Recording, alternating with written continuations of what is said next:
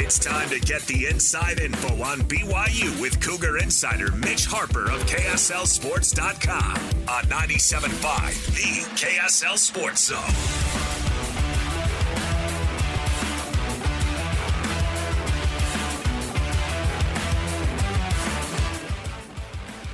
Jacob Ben, 97.5, the KSL Sports Zone.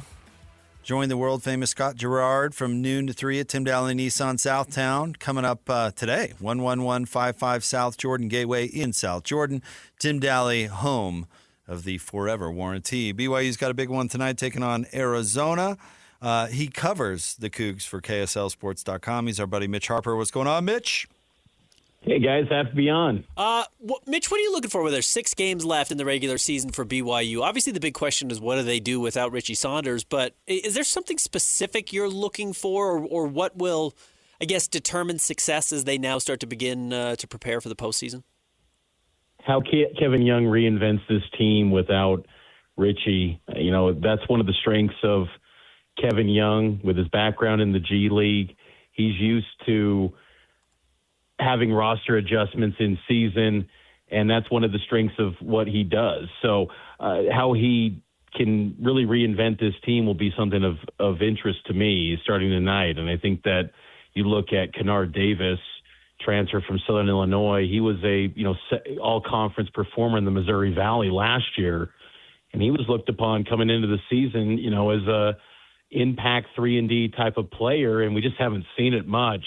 Now I think he can be potentially that third guy.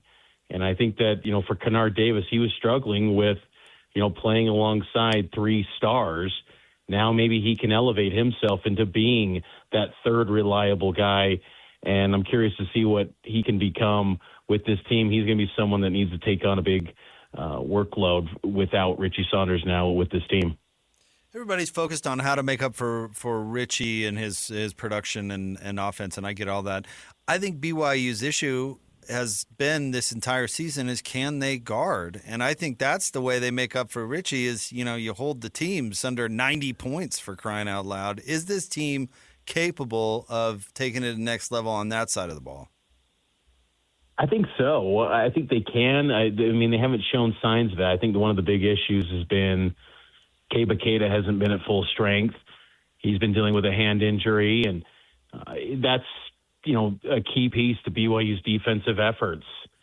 Coming into the Big 12 play, they were a top 20 defense in a lot of adjusted efficiency metrics nationally. They plummeted now to 50.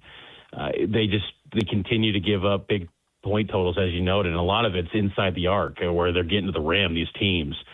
So I think that BYU has the ability and the potential to do that. But replacing Saunders and his motor on both ends and his ability to rebound, too, will be tough. BYU is one of the top rebounding teams in the Big 12, and, you lose about 6 rebounds a game with Saunders. So it'll be tough. I think this team's capable, but I think Kevin Young BYU teams are always going to be wired on the offensive end. And, they can outshoot teams and they can outscore.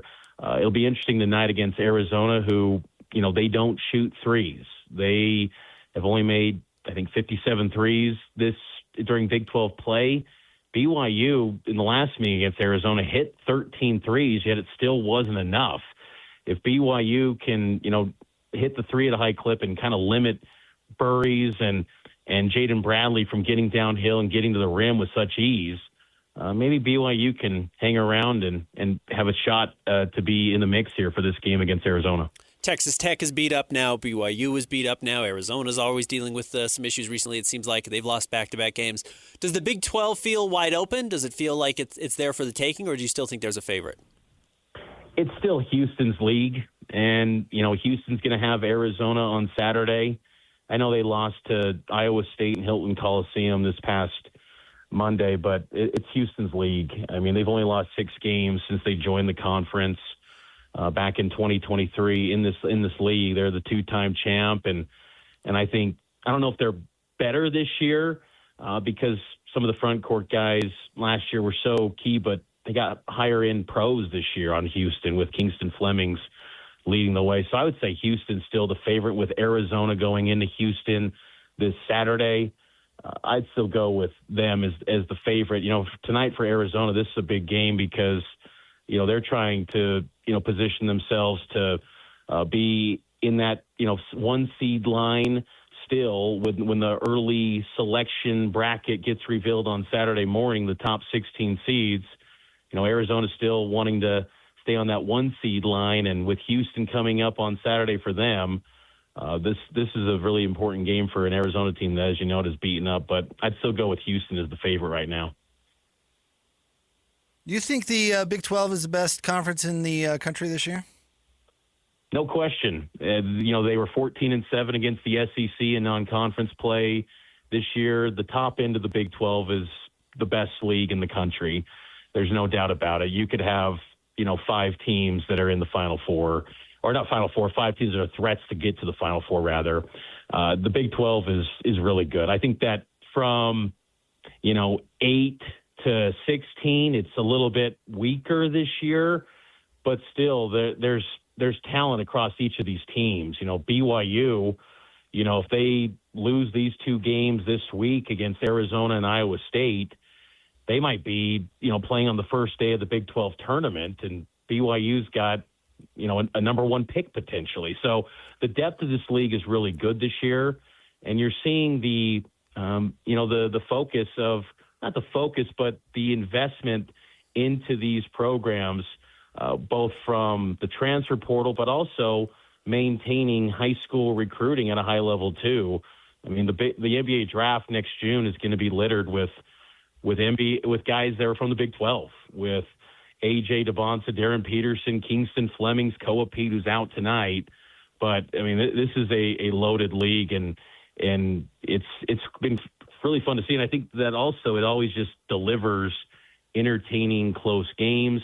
I think what's going to be the key for a lot of these teams is, can they stay healthy enough to get ready for March Madness to make a run? Because teams like Florida seem like they're trending up and they're getting better as the season progresses, whereas some of these top-end Big 12 teams, they're kind of hitting the dog days of the season. They're getting pretty banged up.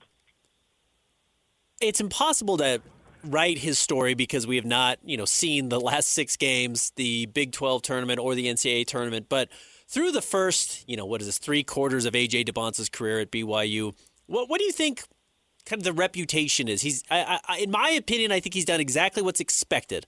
I don't know if he's done more than expected. He's certainly not done less. So I don't know. How do you view him? How do you think BYU fans view him?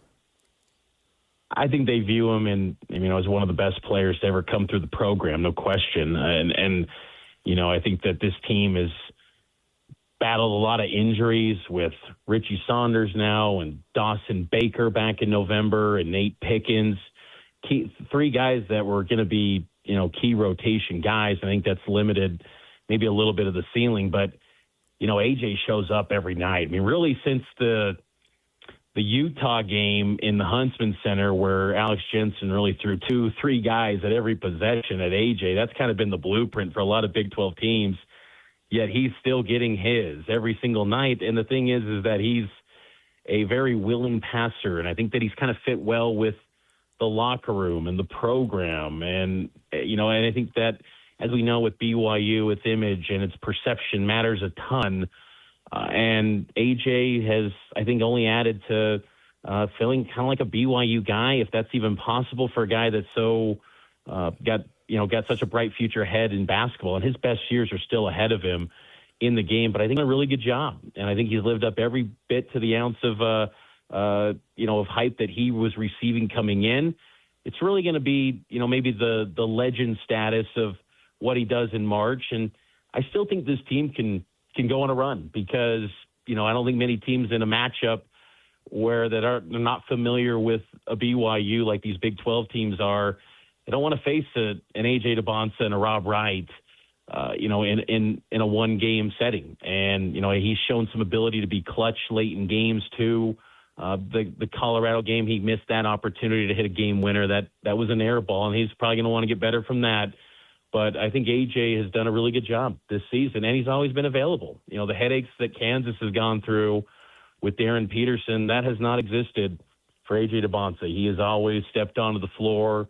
I go back to the TCU game in January where he lands hard on his right shoulder, and he clearly was visibly shaken up. He didn't leave, and the next game he had blue tape on his shoulder at Texas Tech. He still played. There was no question about it, and I think that is something too that I think a lot of people at BYU, their fans, can appreciate because obviously it was a lot of money to get him to BYU, but he's always showing up, and there's no questions whether he's going to be on the floor or not. He's always going to show up, and he's going to deliver, and it's just a matter of can he carry this BYU team even more now without Richie Saunders.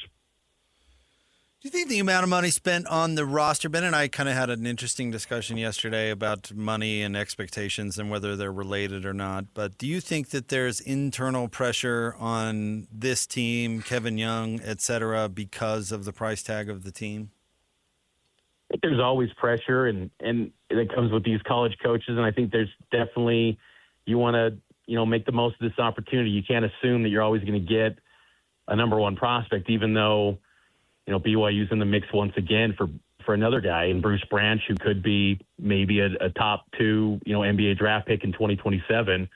BYU is squarely in the mix there for him. So this could be something that could be maybe a common thing for BYU, but you can never assume you're going to get this level of talent every single year. So you want to capitalize and get as far as possible. And, to get to an Elite Eight would be huge for BYU. They haven't got there since 81, but I think it's lived up to. BYU wants to be, a national player. They want to contend every single year, and the visibility, the ticket sales, the money that BYU has got. Every game has been a sellout. Every game at the Marriott Center, whether it's Abilene Christian or it's Arizona, it's been a sold out crowd. Now, some of it's been late arriving, felt a little more, at times corporate in that lower bowl, but they're getting money. And in the secondary market, people are spending a lot of money to go to these games and see A.J. DeBonsa. From a business standpoint,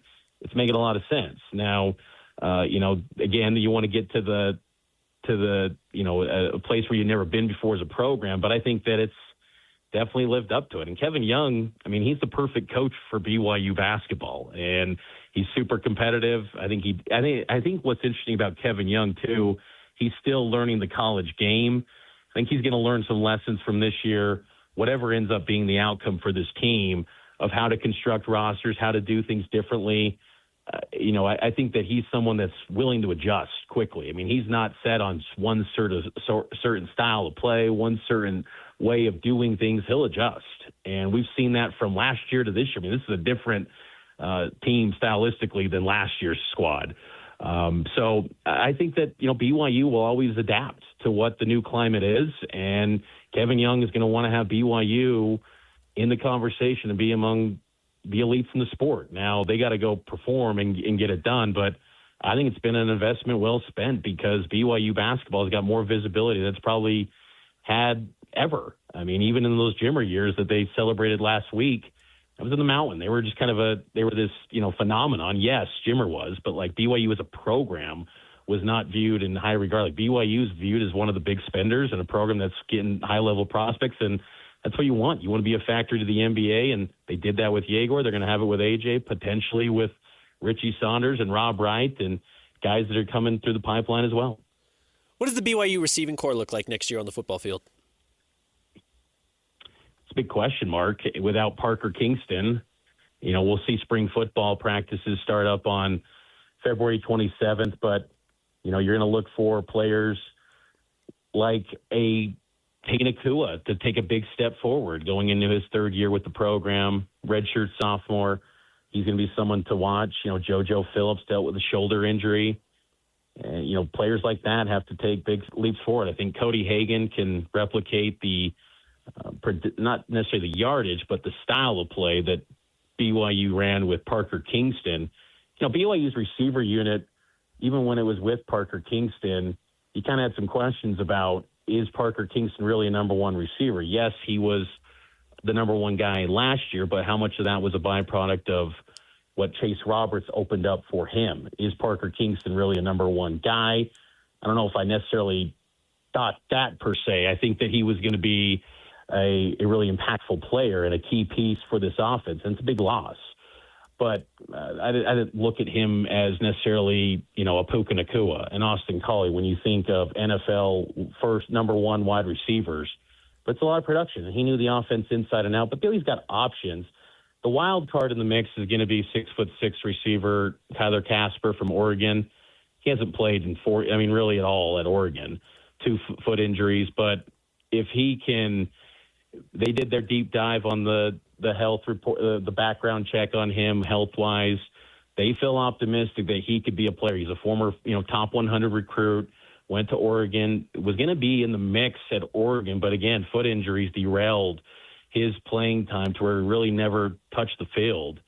If he can stay healthy, he could be kind of the wild card in the group, but it's to be determined. I mean, honestly, with that receiver unit, there's intriguing talent. There's some talented freshmen with the Pula brother from Lone Peak, Legend Glasker from Lehigh, Terrence Sarion, a former Washington commit. There's options, but no one's proven, and that's going to be what they got to establish in spring ball. Ben, what Winter Olympic sport do you think Mitch would be best at? Biathlon. Oh, the shooting and the cross Skiing country and shooting. scene? Well, Mitch is multi-talented. I was going to say either figure skating or bobsled. I could see Mitch being a bobsled. Yeah, right. For sure. Mitch, any thoughts? Bobsled. Okay. That would be my That's my your jam. pick. All right. As the brake man or Again, no, Mitch is big. Mitch is going to get you off that line. Mitch is strong. Mitch is way taller than anyone recognizes. Right. So, Mitch, jumpstart. We appreciate you and all of your fine work. Enjoy the game tonight. Thank you. Thanks, Mitch. See you, buddy. There you go. Mitch Harper covers the Cougs for KSLSports.com.